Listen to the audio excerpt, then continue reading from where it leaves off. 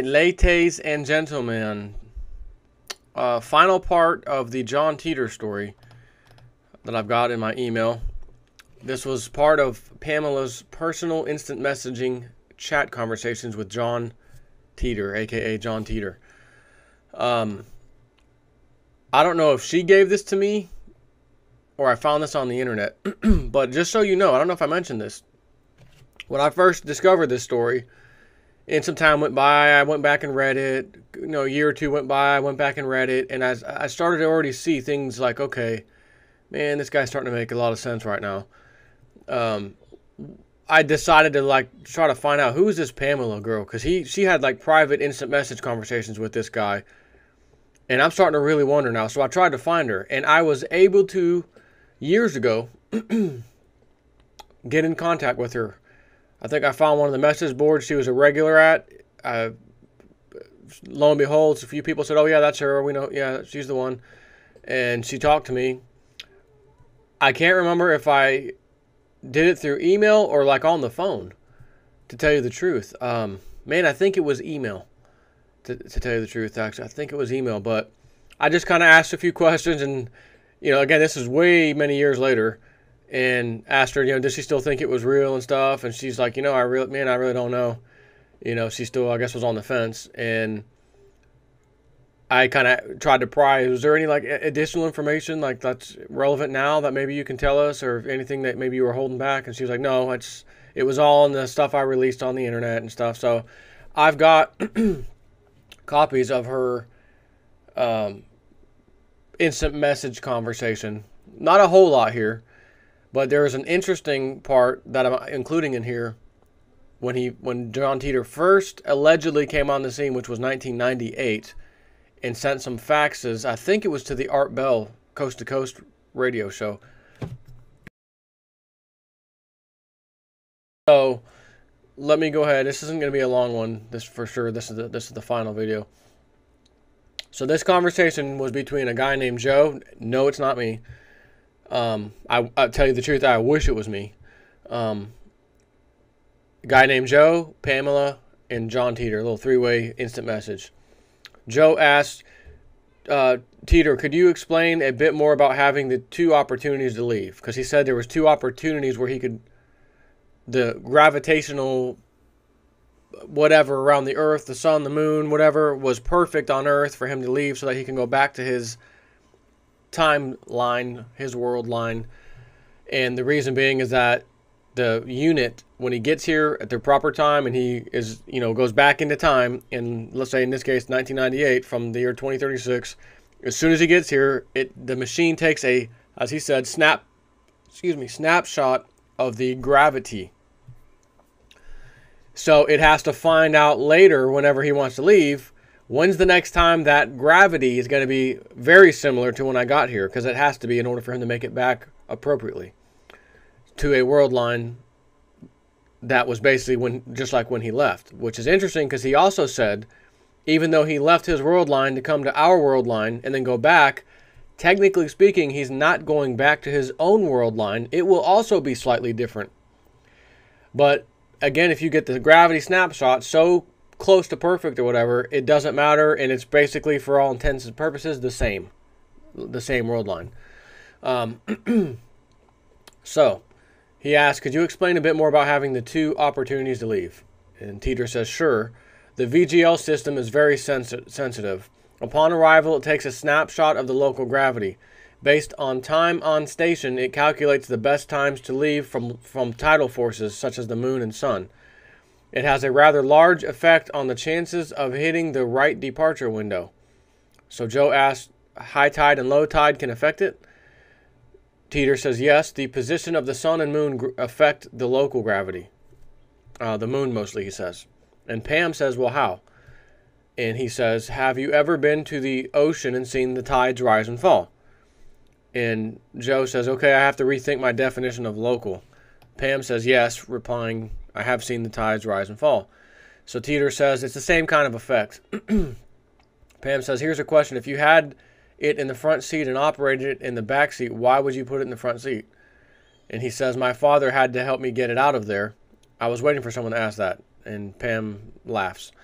Titor says, there's just enough room to fit it behind the seats in that car. Joe asks, have you even seen the inside of the unit? And he says, oh yes. It's rather odd, actually. Pam says, what do you cool the singularity with? And John says, it's the same. Well, first of all, he says, because it's kind of double answers here, so let me explain which one he's answering. Have you seen the inside of the unit? Yes, I have. It's the same feeling you get looking at a bomb. Pam says, what do you cool the singularity with? He says, that's a secret. Can't talk about that. But suffice to say, it is very clever.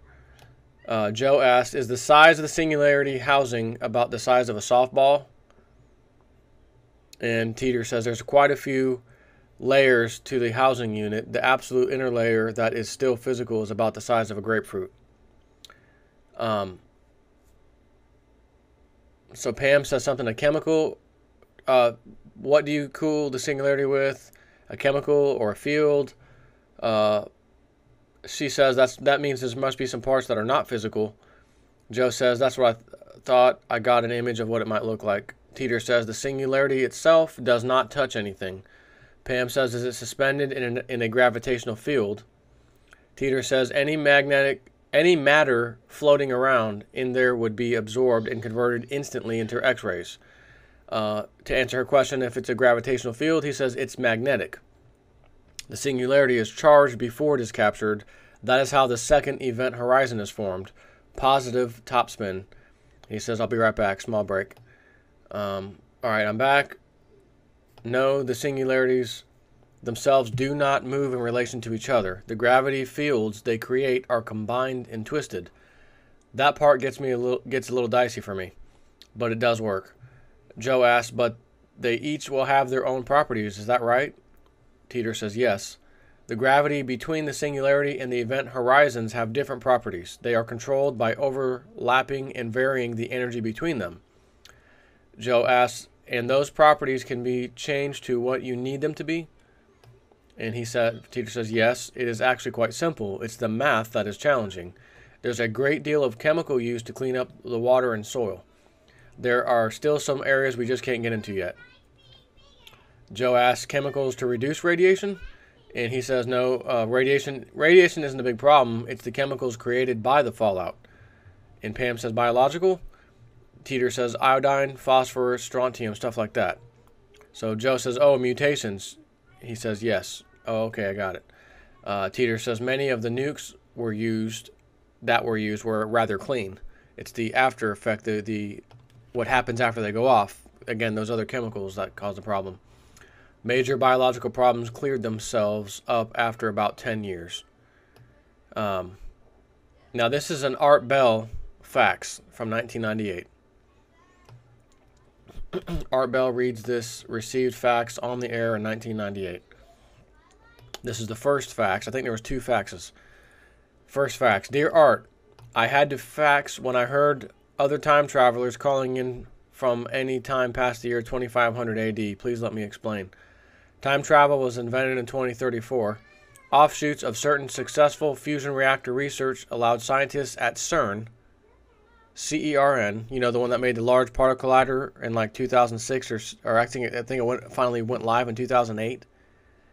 Here he is mentioning them by name, CERN, in 1998. Okay, nobody knew what CERN was or had even an idea that they're going to build this thing and what its real purpose was going to be until way later. So I want to throw that out there. Offshoots of certain successful fusion reactor research allowed scientists at CERN, CERN, to produce the world's first contained singularity engine. The basic design involves rotating singularities inside a magnetic field. By altering the speed and direction of rotation, you can travel both forward and backward in time. Time itself can be understood in terms of connected lines. When you go back in time, you travel on your original timeline. When you turn the singularity engine off, a new timeline is created due to the fact that you and your time machine are now there. In other words, a new universe is created. To get back to your original line, you must travel a split second further back and immediately throw the engine into forward without turning it off. Some interesting outcomes of this are: you meet yourself, I have done it often and taken a younger version of myself along for a few rides before returning myself to the new timeline and going back in time, or going back to mine, his world line. You can alter history in the new universe that you have just created. Most of the time, the changes are subtle. The oldest one was a skyscraper that don't exist in New York. 1998. What could he be talking about? Oh, 2001, September 11th. Ooh, interesting. Interestingly, when you travel in time, you must compensate for the orbit of the Earth. Since the time machine doesn't move, you have to adjust the engine so you remain on the planet when you turn it off. Now for the future, you might want to know about. Y2K is a disaster. And keep in mind, from the other parts, he alleged that he got involved so that we would not have to experience the Y2K disaster as he did on his world line. I just want to cut in there for that. Y2K is a disaster. Many people die on the highways when they freeze to death trying to get to warmer weather. The government tries to keep power by instituting martial law, but all of it collapses when their efforts to bring the power back up fail. A few years later, communal government system is developed after the Constitution takes a few twists. China retakes Taiwan, Israel wins the largest battle for their life, and Russia is covered in nuclear snow from their collapsed reactors. Second facts to Art Bell. And don't have a time frame for this. July, Mr. Bell, July 29th, 1998. Dear Mr. Bell, I'm glad you're back. I faxed this information to you the day before you left the air. I wanted to make sure it wasn't lost in the shuffle, so I'm sending a gift. If you've already seen this, please accept my apologies. If you choose to make this public, please do not publish the fax number. I had to fax when I heard the other time traveler calling in from the recent time past, in fact, the year 2500 AD. Let me explain. Mr. Bell, I sent the fax with this opening. Okay, he's just reminding him, this is the letter I sent you, and he just reread what he sent the original fax. As I said, I am a time traveler. I've been on this world line since April of this year, and I plan to leave soon. Typically, time travelers do not purposely affect the world lines they visit. However, this mission is unusually long, and I've grown attached to some of the people I've met here.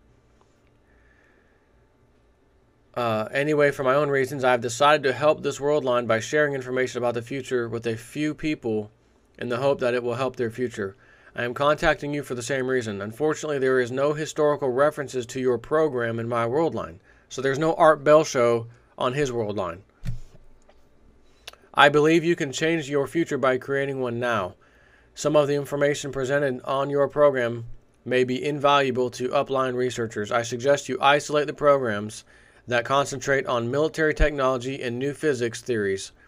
Transcribe these programs and put them someplace safe away from the box. I recommend someplace in the Midwest. I also urge you to reconsider your paranoia to the Russians. They are not preparing for war with the average U.S. citizen. They are preparing for war with the U.S. government. They will eventually save this country and the lives of millions of Americans. I realize my claims are a bit difficult to accept, so I will send the following once I know you have received the facts. A few pages from the operator's manual of my time machine, and a few colored photographs of my vehicle. If you wish to contact me, I will be happy to share with you the nature of time, the physics of time travel, and some of the events of your future.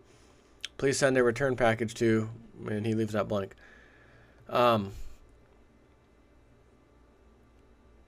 So he left 5 pictures. I was looking through my emails and all the files and stuff that I sent myself to see if I had some pictures of that stuff somewhere. And if you'll just hang on, I don't know if I have. I remember seeing the pictures. The most interesting picture to me that I remember, I don't have it in front of me, was him in his car with the unit turned on, and he has a laser pen in his hand, and I think he had either a cigar or some kind of way to get smoke in the car, so you could see the laser. Obviously, you can see the line of the laser, because without smoke you can't see that. This is, everybody knows this. And he does it, and you see a laser, which should be a straight shot, in his car, do this in curves. Again, this is a long time ago. Sure, things could be manipulated, whatever, but back then, as far as, effects, technology on computers and that kind of thing, for just the average person, again, someone who would just make a story up like this to be able to do. I mean, you could look at the photo. People have zoomed in on it to try to look to see that he, make this with Photoshop, look for pixelation, and no one has ever really found anything. Again, it's been a really, really long time. I don't have the pictures. I can't believe I don't have the pictures. But if you want to, look on the internet. Just type in John Titor laser light or something like that. Laser. John Titor laser, something like that. And I'm sure the picture has to exist somewhere. I'm quite certain. And you'll see it. There's a few other pictures. He shows the actual unit itself, what it looks like. Let's see. Pamela says to the board members, please don't send any more messages for John. He's went home. John requested to please not harass anyone who is unlucky enough to have the name John Titor, because it will not be him. Let's see. There's more I want to read here. Pamela says, I decided to read a couple of John letters or whatever. Dear, and this is a letter from Titor to her. Dear Pamela, I saw your email this morning. Because basically she says, I decided to share a couple of John letter on the board. Actually, going through his letters made me kind of sad. Part of me believes his story and part of me doesn't. I don't know why I have such feelings for him. It's like I knew him even when I first met him. You'd be surprised that I asked John directly to tell me as his friend. Personally, not on the web, are you really a time traveler or not? Please be honest with me. That's what she said to him. And his reply was, Dear Pamela, I saw your email this morning and debated about it for quite a while. It had occurred to me that perhaps it would be best for everyone and safer for my family to just tell you I'm lying. Since I don't feel your skills at interpreting reality are flawed, I don't think that will help any. If he says it's fake, it's too late. He doesn't think she'll buy it.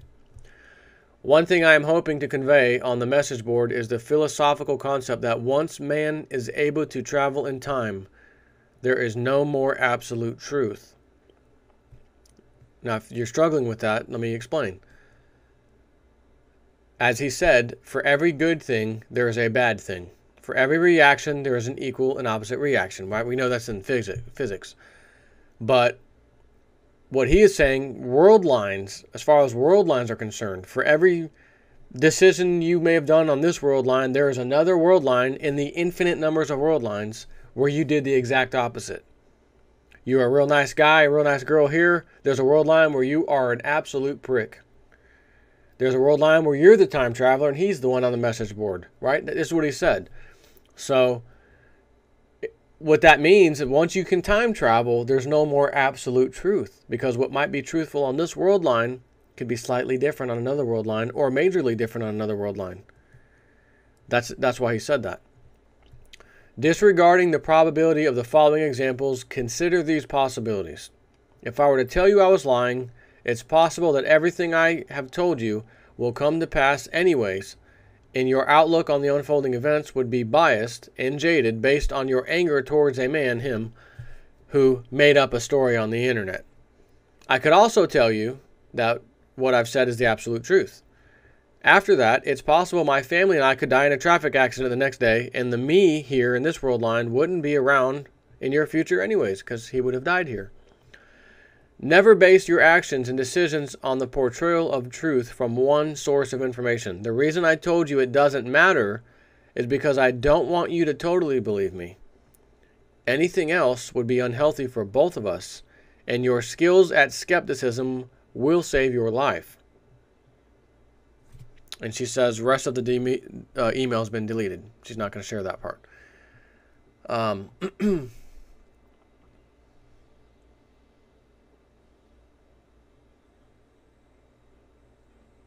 Let me just see if there's anything else here. Dear John's last letter to me. Dear Pamela, no, I am not an April Fool's prank. As you read this, I will most likely be making final preparations to leave, and I will be gone by deleted such and such date. I want to thank you from the bottom of my heart for being a true friend who will not be forgotten. I took a quick look at the site, and I'm not really that surprised at the squabble. First off, that is not my real name, so please direct the members not to harass anyone who is unlucky enough to have it. Second, I am flattered that my words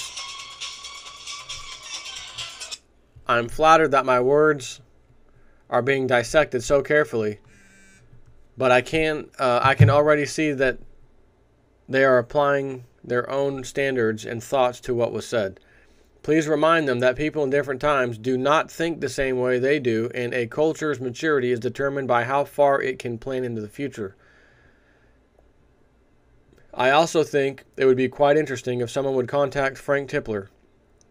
He's one of these theorists, the Tipler theory or something. I wish I could be here to see his response. It should be quite historic. Possibly because the tools needed to make this time machine were based off of Tipler's theories, or some of his theories anyways. My father will videotape the departure, but I can already see it will be quite emotional for both of my parents. They are aware I want it sent to you, but they also understand it will be seen as a novelty. I understand and respect how difficult it will be to subject the object of their feelings to public scrutiny, so please be patient with them. Please send your address one more time so the 5110 label can be sent to you. Thanks again, Pamela. John. To this date, there's not been any video departure of him leaving one way or the other. And I cannot remember off the top of my head. Now that I'm reading that, it's reminding me. I wish I would have checked something else before I did this video. But I remember hearing on the Coast to Coast AM show 3-4 years ago, maybe sooner than that, more recent than that. They had the lawyer out of Orlando who represented them when he was here, when Titor was here. They had his family here, had the lawyer do some things, partially or mostly due to what John Titor, when he came back from 2036, comes back here, quickly convinces his parents, hey, I'm that little 2-year-old right there. That's me. Actually, he was just being born in 1998. So, anyways, the lawyer calls in to the Coast to Coast AM radio show with Titor's mom, here on This World line, and she said, I don't want my voice, I don't want anything, so all that he's going to do is be the middleman. So the lawyer says, you guys can ask questions or whatever you want. I will relay the question to her, and then she'll tell me on my cell phone, on this hand, what the answer is, and then on the regular phone, I'll reply. It's out there somewhere on YouTube, I'm positive, but I did hear it back when it happened. It was very interesting. And I remember, of all the things, I know that the lawyer was hired. John advised his parents, we have to do such and such. We need a lawyer to do this. So they didn't discuss really what it was, if I recall. But that's how the lawyer came in the picture. But